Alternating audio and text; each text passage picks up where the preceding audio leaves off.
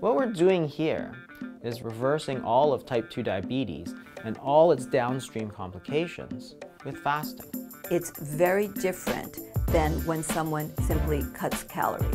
Fasting was 6 times better at getting rid of the dangerous fat. Probably the number one thing that I noticed is weight control. I went 7 days and lost 20 pounds. I lost 40 pounds.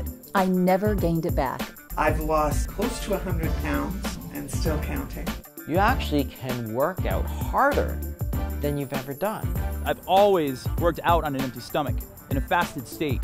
I was taking 210 units of insulin a day. I haven't had insulin since. Now think about the fact that 100 million Americans are either diabetic or pre-diabetic.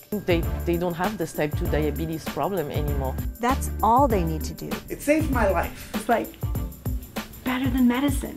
There's nothing in medicine today that can induce these effects. I was on medication for high blood pressure as well as for cholesterol.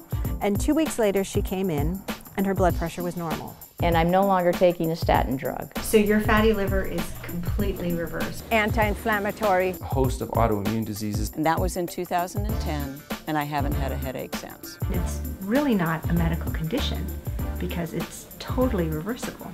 The 3 most influential people in the history of the world, Jesus Christ, the Prophet Muhammad, and Buddha, probably only agreed on one thing, and that was the power of fasting.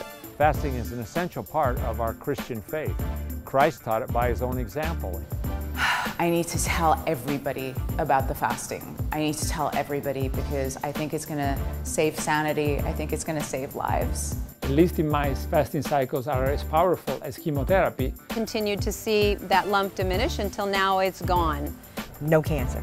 For 21 years, I have been cancer-free. The challenges about fasting is that there's a lot of misinformation out there and there are several different types. You know, whether you're talking about an overnight fast, or you're talking about a 24-hour fast, or you're talking about 5-day or 10-day or 20-day, people and journalists and everybody likes to use the same word, right? And this is very confusing because each turns on a completely different process.